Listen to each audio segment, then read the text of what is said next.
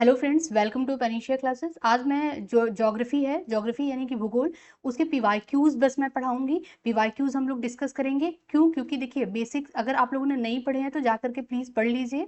Lectures पढ़े हुए हैं, ठीक है। और बेसिक बुक्स पढ़ लीजिए अगर आप लोगों ने नहीं पढ़े हैं तो। और एनसीईआरटी से कवर हो जाता है, एनसीईआरटी पढ़िए। यूपीएससी के लिए भी बहुत इंपॉर्टेंट है, यूपीपीएससी के लिए भी, जितने भी स्टेट पीसेस होते हैं उसके लिए बहुत इंपॉर्टेंट है एनसीईआरटी। ठीक है, तो इसमें क्या है, इसमें जैसे जो पढ़ाया जाएगा वो सारा पीवाईक्यूज ही है, प्रीवियस ईयर क्वेश्चन है, सारे स्टेट के हैं। और यूपीएससी में जितना पूछा हुआ है भूगोल से क्वेश्चन वो है। ठीक है, तो वो हम लोग चैप्टर वाइज करके पढ़ेंगे, क्योंकि पीवाईक्यूज का जो एग्जाम में बहुत बड़ा रोल होता है। अगर आप पीवाईक्यूज नहीं लगा रहे हैं तो फिर प्रीलिम्स निकलना मतलब मुश्किल ही है, नहीं निकलता है। तो पीवाईक्यू से एक आइडिया भी लग जाता है किस टाइप के क्वेश्चन आ रहे हैं। और कभी कभी तो सीधे सीधे डायरेक्टली पीवाईक्यू से क्वेश्चन फंस ही जाते हैं। ठीक है, तो इसलिए बहुत इंपॉर्टेंट है। चलिए हम लोग स्टार्ट करते हैं। देखिए, इसमें क्या है, ज्योग्राफी और पर्यावरण एवं पारिस्थितिकी दोनों का है। ठीक है, तो भूगोल का भी है और इन्वायरमेंट एंड इकोलॉजी का भी है, तो ये चीज़ है। ठीक, तो चलिए हम लोग देखते हैं। यहाँ पे देखिए कैसे पढ़ाया जाएगा, ये चैप्टर वाइज पढ़ाया जाएगा। पहले जनरल इंट्रोडक्शन दिया जाएगा, भौगोलिक अवस्थिति, कर्क रेखा, मकर रेखा।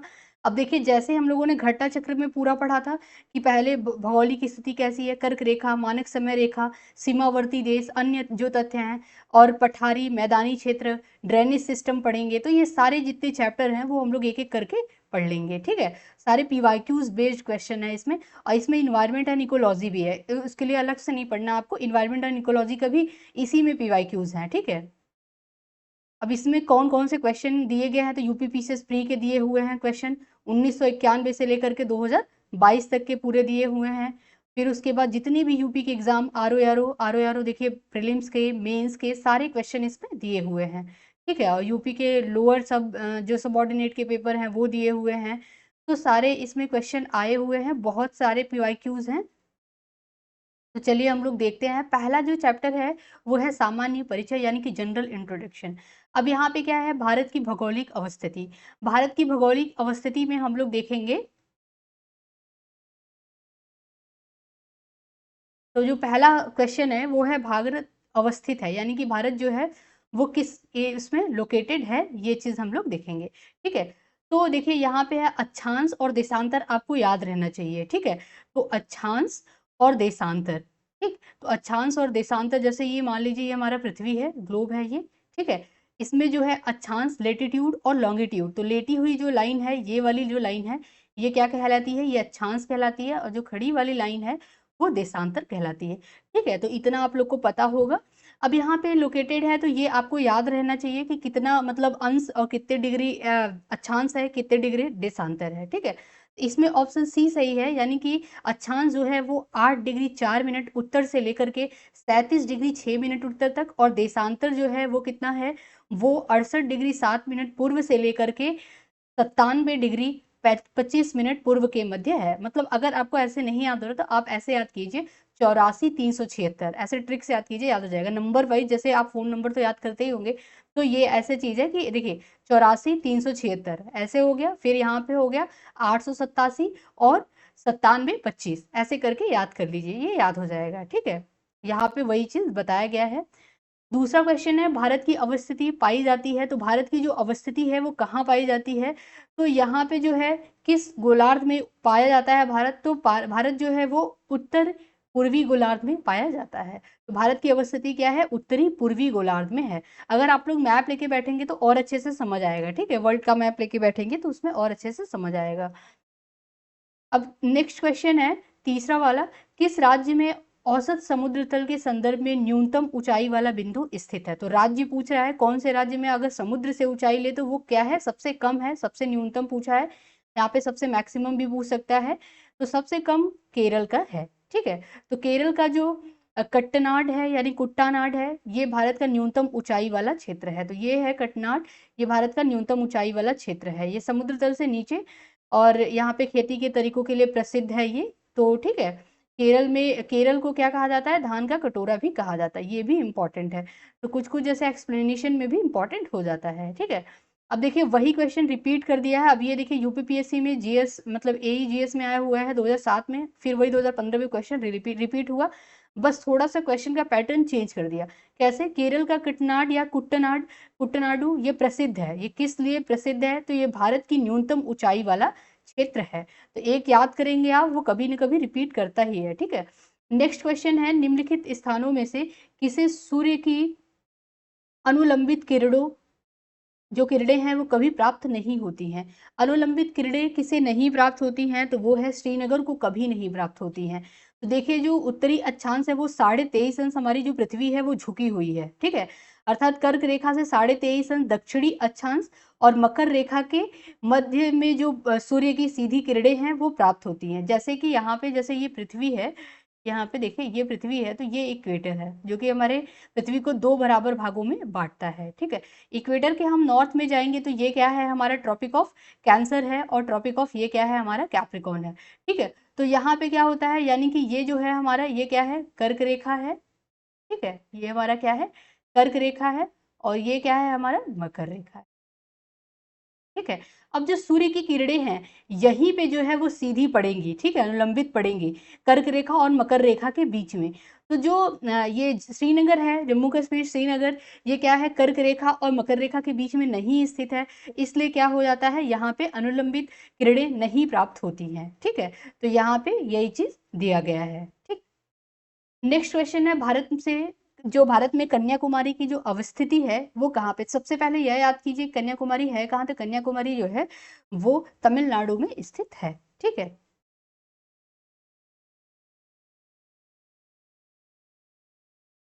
कन्याकुमारी कहाँ स्थित है? तमिलनाडु में स्थित है। तो यहाँ पे अवस्थिति, तो ये भूमध्य रेखा के उत्तर में स्थित है। तो भूमध्य रेखा यानी कि इक्वेटर, इक्वेटर के कहाँ पे स्थित है? इक्वेटर के उत्तर में स्थित है कन्याकुमारी। ठीक है, तो आप मैप में ग्लोब में देखिए, बढ़िया से याद हो जाएगा, समझ में भी आ जाएगा। इस टाइप के क्वेश्चन अब नहीं पूछते, पहले पूछा करते थे। ठीक है, फिर भारत की मुख्य भूमि का जो दक्षिणतम बिंदु है वो क्या है? दक्षिणतम बिंदु क्या है? तो कन्याकुमारी है। ठीक है, कन्याकुमारी दक्षिणतम बिंदु है। 9 degree channel, 9 degree channel, 10 degree channel बहुत इंपॉर्टेंट हो जाता है। ये व्याख्या जो है ये बहुत इंपॉर्टेंट है, इसको याद कीजिए। अगर आपके पास मैप है तो प्लीज आप मैप लेकर के इसको इस जो वीडियो है इसको देखिएगा, बहुत अच्छे से समझ आएगा। ठीक है, तो 9 डिग्री चैनल जो है वो कवरत्ती को मिनिकाय के बीच में, मतलब कवरत्ती को मिनिकाय से सेपरेट करती है 9 डिग्री चैनल। अब यहाँ पे कुछ और देख लीजिए, 10 डिग्री चैनल बहुत बार एग्जाम में पूछा है। तो लघु अंडमान को कार निकोबार से क्या करती है? सेपरेट करती है, ये है 10 डिग्री चैनल। मिनिकाय को लक्षद्वीप से 9 डिग्री चैनल, मालदीव को मिनिकाय से 8 डिग्री चैनल, भारत को श्रीलंका से मन्नार की खाड़ी। ठीक है, पाकवे मन्नार की खाड़ी भारत को श्रीलंका से सेपरेट करती है या जोड़ती है। ठीक है, तो ये चीज है यहाँ पे, तो ये इंपॉर्टेंट है, इसको याद कर लीजिएगा। नेक्स्ट क्वेश्चन है, निम्नलिखित में से कौन सा अंडमान को निकोबार से पृथक करता है? तो कौन सा 10 डिग्री चैनल अंडमान को निकोबार से पृथक करता है? यहाँ पे हम लोगों ने देखा, देखिए यहाँ पे है कि 10 डिग्री चैनल लघु अंडमान को कार निकोबार से अलग करता है। ठीक है, नेक्स्ट है, मालदीव के साथ भारत की समुद्री सीमा निम्नलिखित में से कौन बनाता है? तो मालदीव के साथ भारत की समुद्री सीमा कौन बनाता है? तो ये बनाता है 8 डिग्री चैनल, मालदीव के साथ भारत की समुद्री सीमा। ठीक है, नेक्स्ट है, भारत का जो दक्षिणतम बिंदु है वो क्या है? तो वो है इंदिरा पॉइंट। ठीक है, तो ये आप देखेंगे कि इंदिरा कोर से स्टार्ट होता है, इंदिरा पॉइंट पे खत्म होता है, ये चीज याद कर लीजिए। देखिए यहाँ पे है दक्षिणतम पॉइंट अंडमान निकोबार द्वीप समूह पे है। तो पूरा अगर हम भारत का मैप पूरा ले लें और उसमें अंडमान निकोबार को ले लें, लक्षद्वीप को ले लें, तो यहाँ पे दक्षिणतम पॉइंट है, इंदिरा पॉइंट है। ठीक है, और स्टार्टिंग में जो स्टार्ट होता है यहाँ से जम्मू कश्मीर, तो ये क्या है? इंदिरा कोर, इंदिरा कोर से स्टार्ट होता है, इंदिरा पॉइंट पे खत्म होता है, ये चीज याद कर लीजिए। ठीक है, अगर हम यहाँ से जमीनी स्तर पे लें तो ये पूरा समुद्र और मतलब देखिए यहाँ पे लैंड और ओशियन दोनों मिल जाता है, तो यहाँ पे इंदिरा पॉइंट होता है। अगर हम बस केवल लैंड ले तो यहाँ पे कन्याकुमारी। ठीक है, तो ये चीज है। ठीक, अब देखिए जो इंदिरा पॉइंट है उसको और किस नाम से जाना जाता है, ये बहुत इंपॉर्टेंट हो जाता है। तो इसे पिग्मेलियन पॉइंट भी कहा जाता है, या तो पार्सल पॉइंट भी कहते हैं, ये चीज याद कर लीजिएगा। ऑप्शन में ये ना दे करके आपको पिग्मेलियन पॉइंट दे सकता है, पार्सल पॉइंट दे सकता है, तो आप इसको याद कर लीजिएगा। भारत की मुख्य भूमि का जो दक्षिणतम बिंदु है वो 8 डिग्री 4 मिनट उत्तरी अक्षांश पर स्थित है, कन्याकुमारी या केप कोमोरिन कहते हैं, ठीक है, केमोरिन। तो केप कोमोरिन कहाँ पे है? कन्याकुमारी में। ये चीज आप याद कर लीजिएगा। भारत का सबसे उत्तरी जो पॉइंट है वो जम्मू कश्मीर केंद्र शासित प्रदेश में है। ये 37 अंश 6 मिनट उत्तरी अक्षांश पे है, इंदिरा कॉल, ठीक है। तो इंदिरा कॉल से स्टार्ट होता है, इंदिरा पॉइंट पे खत्म होता है, ठीक है। अगर हम लैंड की बात करें तो कन्याकुमारी में है। और अगर देखें हैं कि जो देश का पश्चिमी पॉइंट है वो कहाँ पे है, तो वो है गुजरात में। कहाँ पे? गौर माता या गुहार मोती इसको बोलते हैं। अगर पूर्वोत्तर देखें, सबसे पूर्वी पॉइंट कौन सा है, तो कीबिथु है, ये अरुणाचल प्रदेश में है। अगर आप ऐसे देखें तो देखिए सबसे जो पूर्वी पॉइंट है वो क्या है, वो है आपका कीबिथु, ठीक है। सबसे पूर्वी पॉइंट क्या है? कीबिथु है। सबसे पश्चिमी पॉइंट अगर आप देखेंगे तो गुजरात का गौर माता या गुहार मोती है। यहाँ पे देखेंगे तो इंदिरा कोल है, ठीक है। यहाँ पे अगर आप लैंड की बात करते हैं तो कन्याकुमारी में है। अगर ओवरऑल बात करेंगे तो आपका इंदिरा पॉइंट है। तो ये चीज याद कर लीजिएगा, एग्जाम में पूछा हुआ है, ठीक है। नेक्स्ट क्वेश्चन है भारत के प्रादेशिक जल क्षेत्र का विस्तार। तो ये कितना है? तो तट से 12 समुद्री मील तक का जो है विस्तार, इसको भारत के प्रादेशिक जल क्षेत्र का विभाजक क्षेत्र भी कहा जाता है, ठीक है। और नेक्स्ट जो क्वेश्चन है लास्ट है, फिर कर्क रेखा और मानक समय आ जाएगा। भारत में निम्न राज्यों में से कौन देश के सभी चारों भौतिक प्रदेशों का प्रतिनिधित्व करता है? तो कौन करता है? तो वो पश्चिम बंगाल करता है, ठीक है। चारों भौतिक प्रदेशों का प्रतिनिधित्व करता है। जैसे यहाँ पे देखिए एक्सप्लेनेशन में पढ़िए, पश्चिम बंगाल राज्य में पर्वत प्रदेश यानी कि जो दार्जिलिंग जिला है वहां पे पूरा वो पर्वतीय प्रदेश है। मैदानी प्रदेश निचला जो गंगा का मैदान है वो क्या है? मैदानी प्रदेश है। प्रायद्वीपीय क्षेत्र है, वर्धमान जिला जो है वो प्रायद्वीपीय एरिया है पूरा। तटीय मैदान वाला प्रदेश कोलकाता या गंगा सागर तथा गंगा सागर है।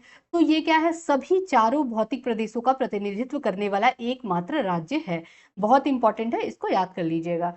नेक्स्ट जो टॉपिक है वो है कर्क रेखा एवं मानक समय रेखा। इससे भी क्वेश्चन पूछता है, ठीक है। तो यहाँ पे क्वेश्चन पहला है, यदि अरुणाचल प्रदेश से सूर्योदय का समय जो है वो 5 बजे है, तो सौराष्ट्र यानी कि जो गुजरात में है, सौराष्ट्र में सूर्योदय का संभावित समय क्या होगा? ये होगा 7 AM।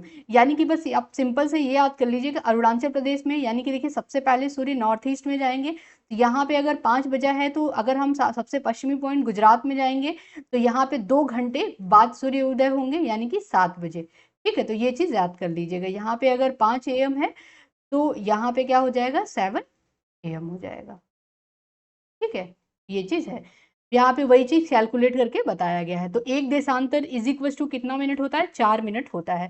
तो 30 देशांतर का जो अंतर है वो कितना है? मतलब इन अरुणाचल प्रदेश से गुजरात का जो डिस्टेंस है वो 30 देशांतर का है, ठीक है, अंतर।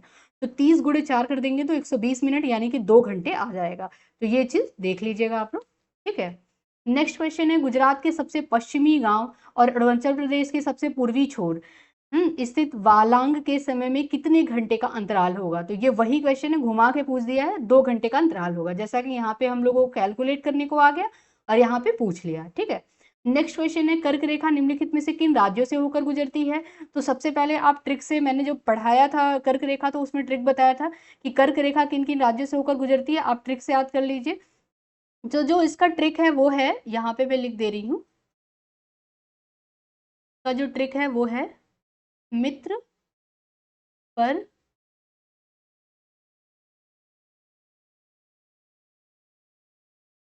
मित्र पर गमछा झार। अब देखिए एक एक से एक बनेगा। मित्र मतलब यहाँ पे ये जो है ये नॉर्थ ईस्ट के हैं स्टेट, ठीक है। नॉर्थ ईस्ट में मी फॉर क्या हो जाएगा? मिजोरम। त्र से त्रिपुरा हो जाएगा, ठीक है। अब यहाँ से जो प है ये पश्चिम बंगाल है। र से क्या हो जाएगा? राजस्थान। ग से गुजरात हो जाएगा। म से मध्य प्रदेश। छ से छत्तीसगढ़ हो जाएगा। और झ से क्या हो जाएगा? झार से पूरा झारखंड हो जाएगा। तो ये इंपॉर्टेंट है, इसको आप लोग याद कर लीजिए, बहुत इंपॉर्टेंट है, ठीक है। तो इस इन राज्यों से होकर के गुजरता है। तो 8 राज्यों से होकर गुजरता है। देखिए 1 2 3 4 5 6 7 और 8, ठीक है। तो ये चीज है। अब यहाँ पे देखिए ये इजी हो जाएगा, कर्क रेखा किन किन राज्यों से होकर गुजरता है? तो देखिए यहाँ पे नॉर्थ ईस्ट में त्रिपुरा और मिजोरम है। त्रिपुरा और मिजोरम है, तो मणिपुर को आप कट कर दीजिए। त्रिपुरा है और मिजोरम है और पश्चिम बंगाल, तो 3 को अगर आप कट करते हैं तो यहाँ पे देखिए ये कट हो जाएगा ऑप्शन, ये कट हो जाएगा और ये बचेगा सी ऑप्शन, यानी कि 1 2 और 4, ठीक है। तो इसको आप लोग याद कर लीजिएगा। देखिए यहाँ पे भी बताया हुआ है, 8 राज्यों से होकर के गुजरती है कर्क रेखा। राजस्थान, भारत में राजस्थान, गुजरात, मध्य प्रदेश, छत्तीसगढ़, झारखंड, पश्चिम बंगाल, त्रिपुरा और मिजोरम, ठीक है। मणिपुर से नहीं गुजरती। फिर नेक्स्ट क्वेश्चन है, निम्नलिखित में से किन राज्यों से कर्क रेखा नहीं गुजरती? तो मणिपुर से नहीं गुजरती। सेम वही क्वेश्चन है, आर 2016 का जो री एग्जाम 2020 में हुआ था उसमें ये क्वेश्चन पूछा हुआ है, ठीक है। तो आप लोग याद कर लीजिएगा। निम्नलिखित में से कौन सा भारतीय राज्य कर्क रेखा के उत्तर में अवस्थित है? अब देखिए, जो कर्क रेखा है उसके उत्तर में कौन सा राज्य अवस्थित है, ये पूछा हुआ है। तो कर्क रेखा के उत्तर में कौन सा राज्य अवस्थित है? तो मणिपुर अवस्थित है, ठीक है। ये चीज दिया हुआ है, इसको मैप में देखेंगे आप लोग को समझ आएगा। निम्नलिखित नगरों में से कौन कर्क रेखा के सबसे नजदीक है? तो कौन सा कर्क रेखा के सबसे नजदीक? तो आइजोल जो है वो सबसे नजदीक है। यहाँ पे दिया हुआ है पूरा कि जबलपुर कितने उत्तरी अक्षांश पे है, गांधीनगर कितने पे है, अगरतला, रांची, भोपाल, ये पूरा दिया हुआ है, ठीक है। नेक्स्ट क्वेश्चन आता है, निम्नलिखित में से कौन सा शहर कर्क रेखा के सबसे निकटतम है? सबसे निकटतम जबलपुर है, ठीक है। ये चीज है। इसका अगर आपको बेसिक पढ़ना है तो प्लीज आप जाकर के लेक्चर देख लीजिए, मैराथन भी देख लेंगे तो उसमें समझ आ जाएगा। इसको मैंने ट्रिक के साथ पूरा बताया हुआ है, ठीक है। नेक्स्ट क्वेश्चन है, 80 डिग्री पूर्वी देशांतर और कर्क रेखा का जो मिलन बिंदु है वो क्या है? तो वो मध्य प्रदेश है, ठीक है। तो अभी मैं ज्यादा कॉन्सेप्ट पे नहीं जा रही हूँ क्योंकि मैंने पढ़ाया हुआ है। तो अभी मैं क्वेश्चन ज्यादा से ज्यादा, क्योंकि जितना ज्यादा से ज्यादा आप लोग क्वेश्चन देख लेंगे आप लोग को एक आइडिया लग जाएगा कि इस टाइप के क्वेश्चन आ रहे हैं, ठीक है।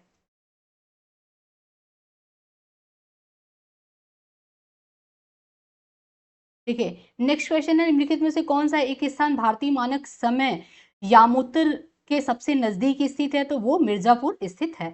ये मानक समय रेखा का है, इंडियन स्टैंडर्ड टाइम लाइन है। तो इंडियन स्टैंडर्ड टाइम लाइन जो है वो 5 राज्यों से होकर के जाता है, ठीक है। 5 राज्यों, और कहाँ से सबसे निकटतम? तो ये जो नैनी और मिर्जापुर से जाता है ना, इलाहाबाद यानी प्रयागराज का नैनी, वहां से मानक समय रेखा काउंट किया, मतलब वहां से नापा जाता है। और मिर्जापुर सबसे नजदीक है, ठीक है। और 5 राज्यों से होकर के गुजरता है। तो उस 5 राज्यों में कौन कौन सा राज्य, ये भी आप मतलब मैंने पढ़ाया हुआ है, यहाँ पे बता दे रही हूँ। तो ट्रिक बना लीजिए, MOUCA, मतलब मौका याद कर लीजिए। तो M से क्या हो जाएगा? मध्य प्रदेश हो जाएगा। O से उड़ीसा, U से यूपी याद कर लीजिए, C से CH यानी कि छत्तीसगढ़, और A से हो जाएगा आंध्र प्रदेश। तो 5 राज्यों से होकर के इंडियन स्टैंडर्ड टाइमलाइन गुजरता है, कर्क रेखा, अरे सॉरी, मानक समय रेखा गुजरता है, ठीक है। ये बहुत इंपॉर्टेंट है, इसको याद कर लीजिएगा।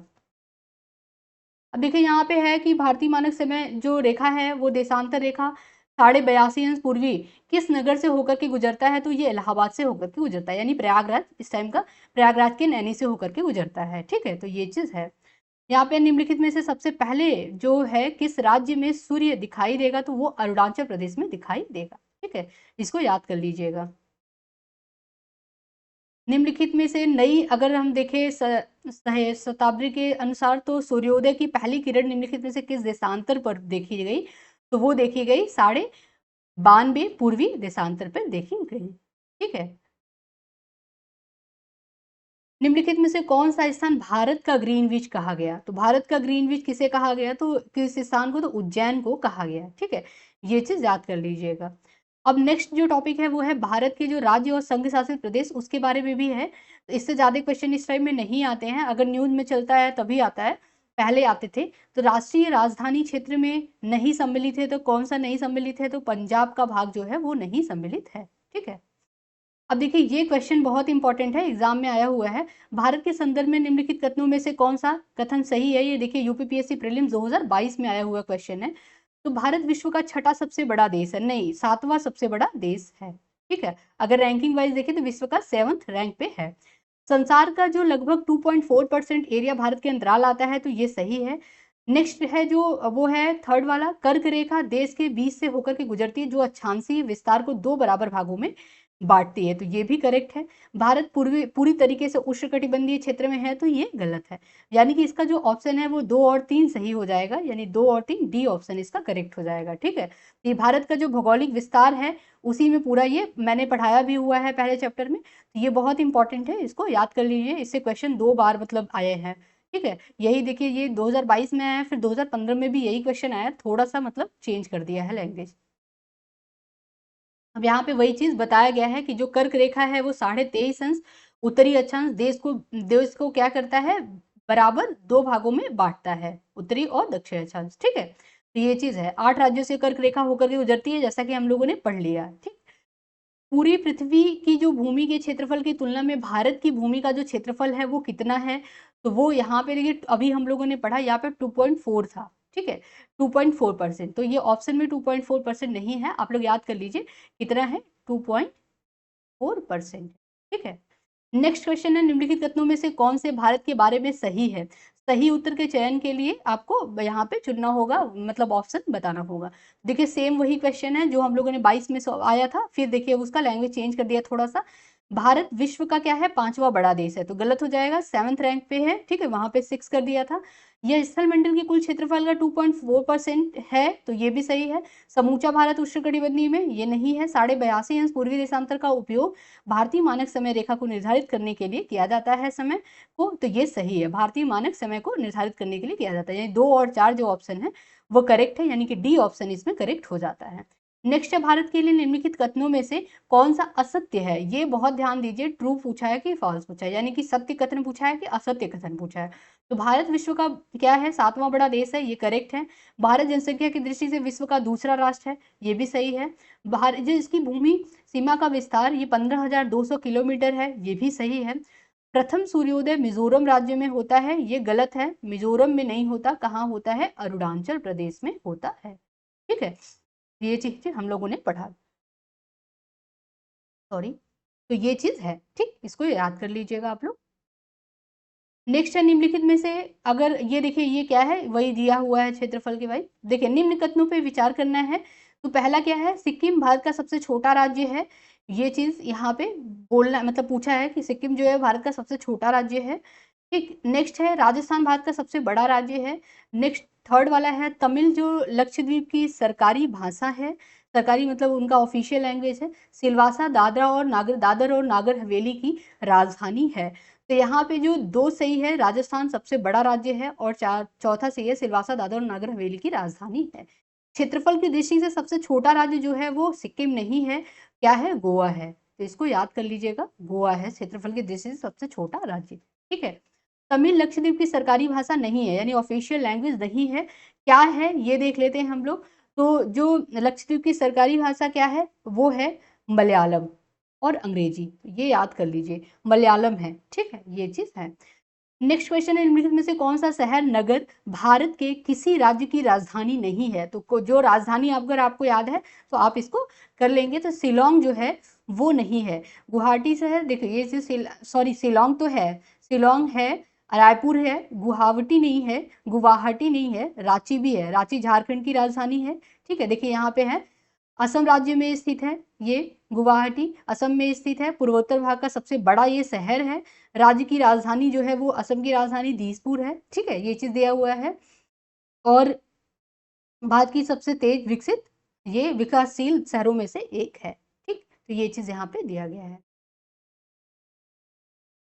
अब यहाँ पे राजधानी दिया है, ये इस टाइप के क्वेश्चन नहीं पूछते, फिर भी आप देख लीजिए, असम की राजधानी दिसपुर है, नागालैंड की कोहिमा, अरुणाचल प्रदेश की ईटानगर और मेघालय की शिलांग।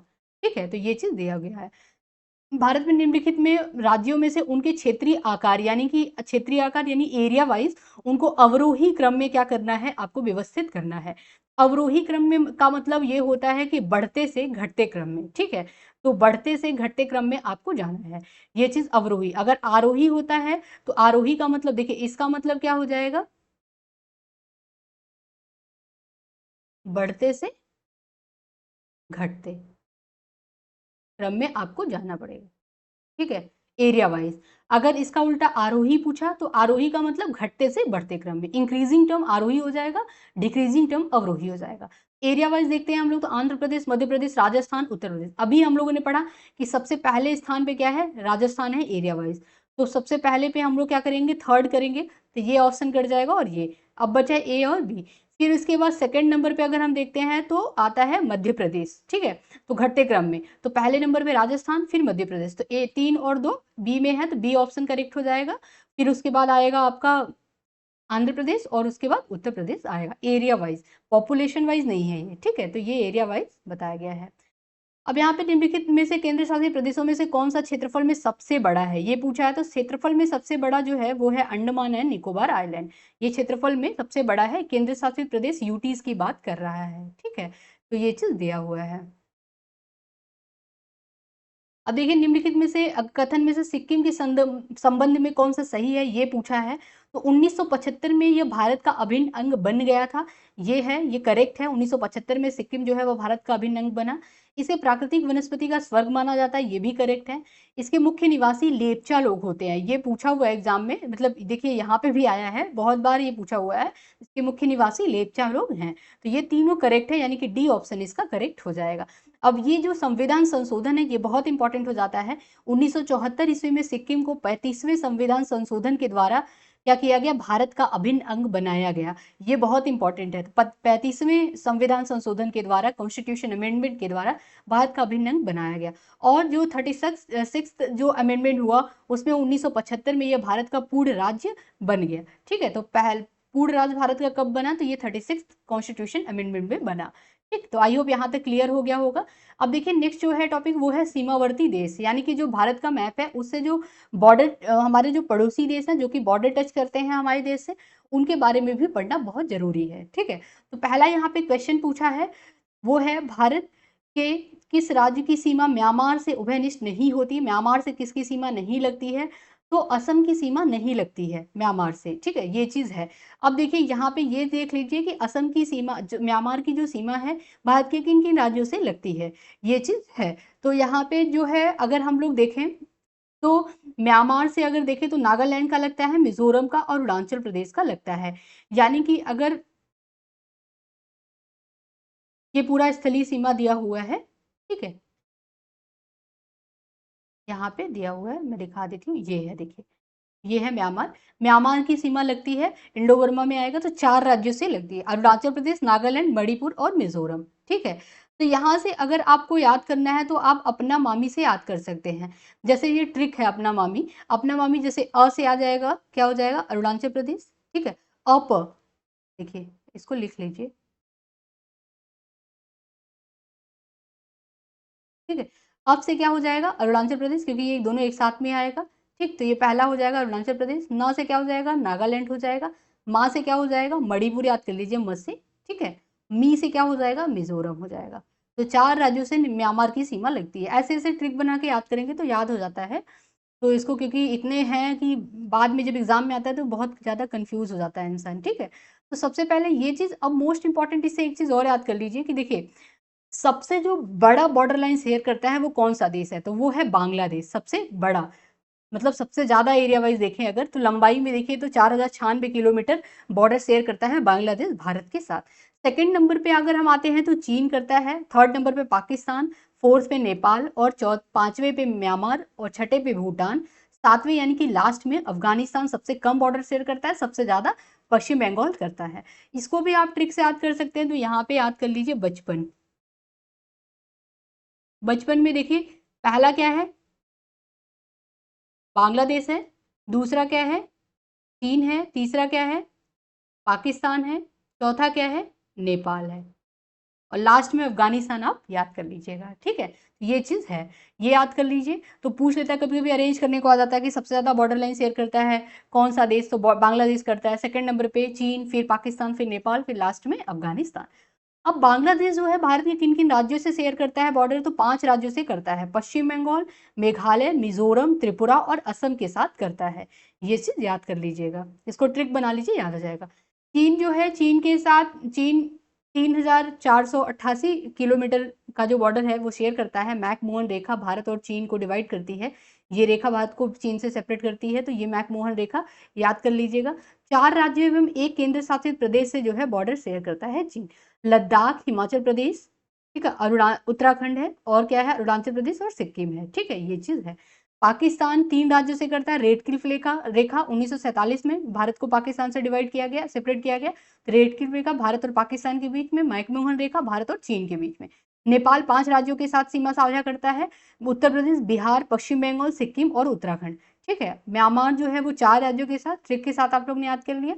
भूटान 4 राज्यों के साथ, पश्चिम बंगाल और क्या है, सिक्किम है, अरुणाचल प्रदेश और असम। तो ये चीज है। ठीक है, इसको भी आप अगर ट्रिक से बनाइए तो याद हो जाता है। तो इसको ट्रिक अगर बनाना चाहते हैं तो ये याद कर लीजिए, भूटान हमारे बहुत पास है, तो बस पास से याद कीजिए, बस पास जो है वो ट्रिक का है। तो पास में यहाँ पे प से क्या आ जाएगा, पी से पश्चिम बंगाल आ जाएगा पहला, ए से क्या आ जाएगा, असम आ जाएगा, और ए से अरुणाचल प्रदेश आ जाएगा और स से एस से सिक्किम आ जाएगा। तो ऐसे ऐसे कुछ ट्रिक बनाइए, अपना कुछ ट्रिक बनाइए, वो लंबे समय तक याद रहता है, ठीक है। फिर अफगानिस्तान, अफगानिस्तान एक केंद्र शासित प्रदेश से बॉर्डर शेयर करता है, सबसे कम बॉर्डर शेयर करता है अफगानिस्तान 106 किलोमीटर। डुरंड रेखा जो है वो भारत को अफगानिस्तान से सेपरेट करता है। भारत और अफगानिस्तान के बीच में जो रेखा है 1896 में डिवाइड किया गया था, डुरंड रेखा, ये याद कर लीजिएगा। लद्दाख जो है एक केंद्र शासित प्रदेश। तो बहुत इंपॉर्टेंट था ये, इससे 3-4 टाइप के क्वेश्चन बन सकते हैं, इसको बार बार आप याद कर लीजिएगा, याद हो जाएगा। अब देखिए निम्नलिखित राज्यों में से किसकी सीमा बांग्लादेश से नहीं लगती है? तो बांग्लादेश से किसकी सीमा नहीं लगती? तो बांग्लादेश से 5 राज्यों की सीमा लगती है, किसकी नहीं लगती? तो मणिपुर की नहीं लगती है। यानी कि देखिए यहाँ पे मेघालय, त्रिपुरा और मिजोरम की लगती है। कितनी बार ये क्वेश्चन आया हुआ है, ठीक है।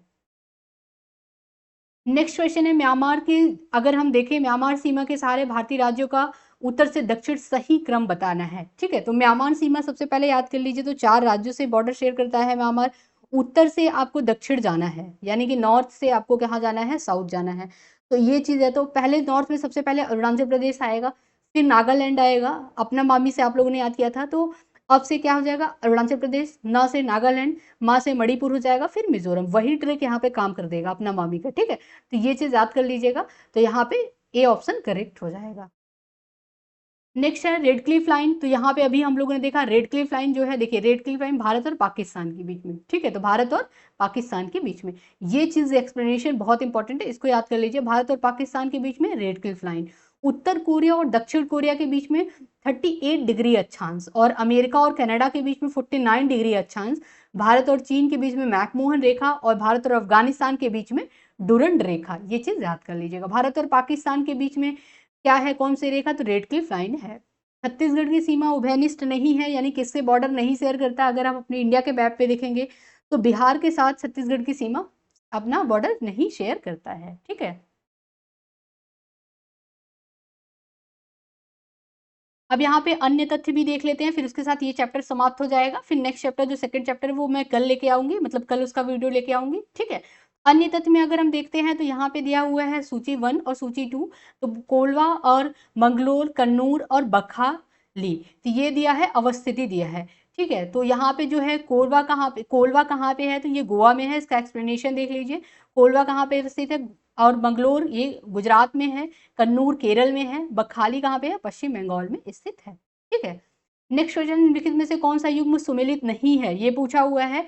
तो देखिए जो बंदरपुर है ये दिल्ली में है, बदरपुर बोलते हैं, और ये सही है। और उत्तरायण जो है वो गुजरात में है, और हरदुआगंज ये उत्तर प्रदेश में है। ये इतना टफ है, ये नहीं याद रहता है, मतलब कुछ कुछ याद रहते हैं, कुछ कुछ नहीं याद रहते। तो अगर आप स्किप करना चाहते हैं तो कर सकते हैं, क्योंकि इस टाइप के क्वेश्चन इस टाइम में नहीं आते हैं। फिर भी देख लीजिए यहाँ पे, तो पारस जो है वो आंध्र प्रदेश में नहीं है। पारस कहाँ पे अवस्थित है? मुझे खुद ही नहीं पता पारस कहाँ पे अवस्थित है। यहाँ पे देख लेते हैं हम लोग एक्सप्लेनेशन में।